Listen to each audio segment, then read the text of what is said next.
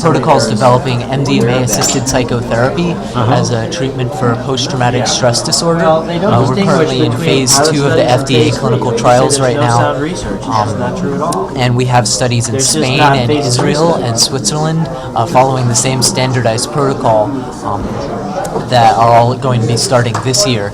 We also got a study approved at Harvard that is going to begin this year, which will be the first psychedelic research at Harvard since the 1960s. Wow.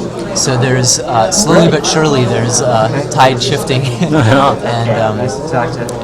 our approach to ending the drug war is to focus on the medical aspects of the drug war, because the public is often more comfortable with illegal drugs when they're placed in a medical context. And all other illegal drugs, like even heroin and cocaine, have accepted medical uses. And so what we're trying to do is just establish what the accepted medical uses for psychedelics should be. And there's a very strong contingent of doctors and therapists and psychologists and other lay people and patients who've used it, who strongly believe that it's a very powerful healing adjunct when used in conjunction with therapy.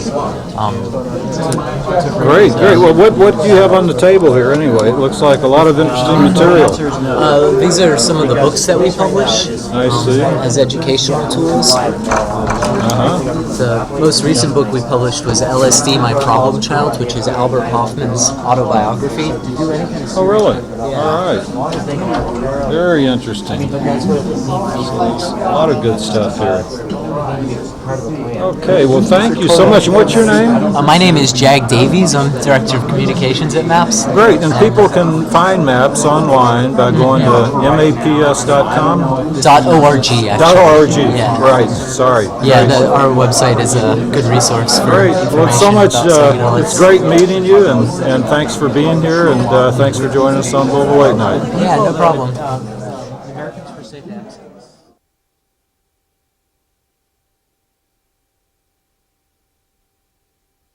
Opinion, they filed a motion to dismiss, and the motion is pending. It hasn't been decided, but if you contact me, I'll be happy to keep you updated on developments. But the law is evolving. There's also been other religious attacks on federal law, and the most recent one is Edward Forcion. I don't know if I misspelled his name. I don't know if anybody knows about Edward. That's right, the New Jersey weed man. So he was smoking marijuana next to the Liberty Bell on a Saturday at 4:20 p.m. And the park rangers busted him, and he said, well, I'm on federal land. Liberty Bell Center is federal land. I'm going to bring up the Religious Freedom Restoration Act. So he had a long bench trial. He was charged with simple possession of a controlled substance. It wasn't a huge charge, so I don't think he was entitled to a jury trial. But if he was, he'd be better off going with a jury than a judge. You're always better off with a jury than a judge. And in this case, it proves it because the judge convicted him.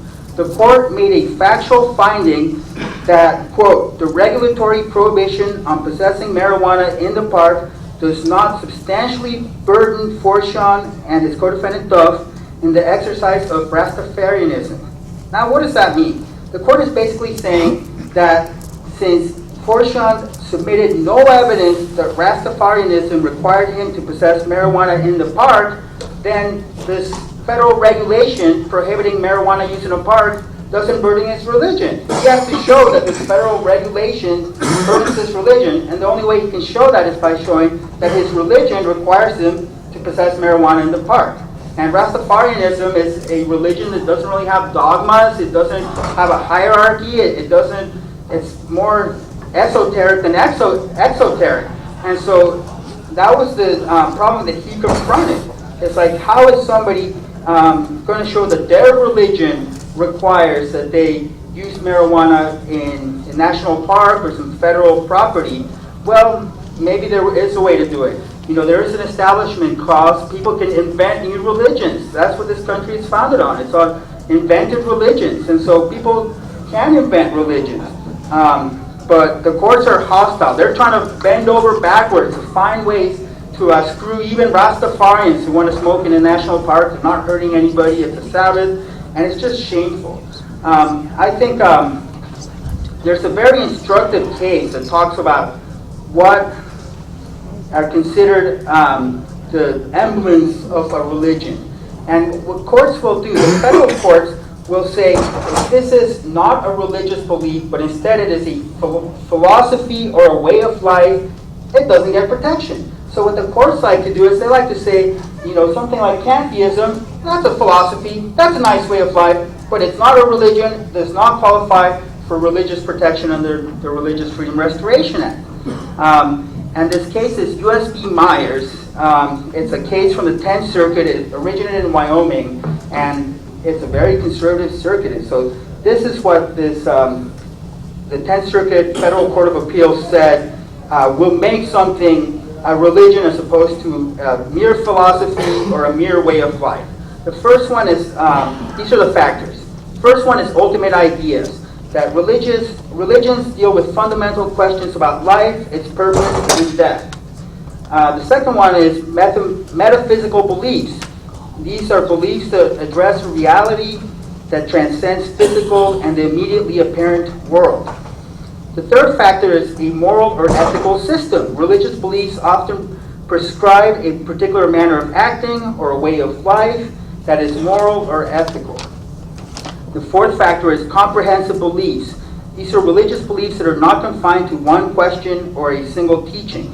And then the fifth factor is the accoutrement or trappings of religion. And these are having a founder, a prophet or a teacher, having gathering places, having keepers of knowledge such as clergy, ministers, priests, monks, shamans, or sages, having ceremonies or rituals, having a structure and organization, having some sort of hierarchy, observing holidays, having some sort of diet or fasting, appearance or clothing is another factor, and finally propagation, some sort of mission work, converting, proselytizing.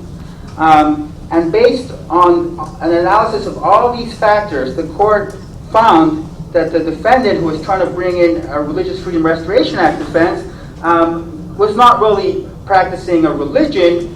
His beliefs were merely of a philosophical basis, and it was just a way of life. And fortunately, one of the judges on the panel dissented from this opinion, and the dissent is pretty fantastic. The judge said, "It is an unproductive and unnecessarily invasive exercise for the courts to attempt to evaluate an individual's religious claims and practices against any standard set of preconceived notions of what types of religious beliefs are valid of being recognized by the courts." So that judge said a better approach, instead of trying to evaluate somebody's religion, because how can you have courts engage in the exercise of deciding this is a real religion, this is not a real religion? Those are ecclesiastical courts. Those are courts that are saying this is orthodox, this is unorthodox. And civil courts are not supposed to go there. And so this judge suggested that it's better to assume, without deciding the issue, that the validity of a religion is what the adherent sees fit. And courts are not supposed to be second-guessing what is and what is not bona fide religion. But the issue remains open. And so I think as far as seeing successful challenges under the Religious Freedom Restoration Act, we are going to see them sooner or later. The Church of the Cognizance case is currently before the courts, and if there's a conviction, it's going to be appealed. But I would suggest to you that if you are trying to get this issue litigated as an adherent of your religious faith, that you do it in the civil arena, not in the criminal arena, just like the UDV Church did. The DEA intercepted their shipment of these big drums full of Huasca tea. And instead of waiting to get prosecuted, they took the offensive. They sued the DEA in federal court. And so if somebody wants to litigate this issue, don't wait until you get busted. It's better to take the offensive and take them to court first. Now, there are some limitations in what I'm talking about. The Religious Freedom Restoration Act only applies and has validity in federal court. Luckily, there's a companion act, and it's called the Religious Land Use and Institutionalized Persons Act. And that one has application in state court too. Now, it was the purpose of the Religious Land Use Institutionalized Persons Act was so that churches did not have to comply with zoning regulations.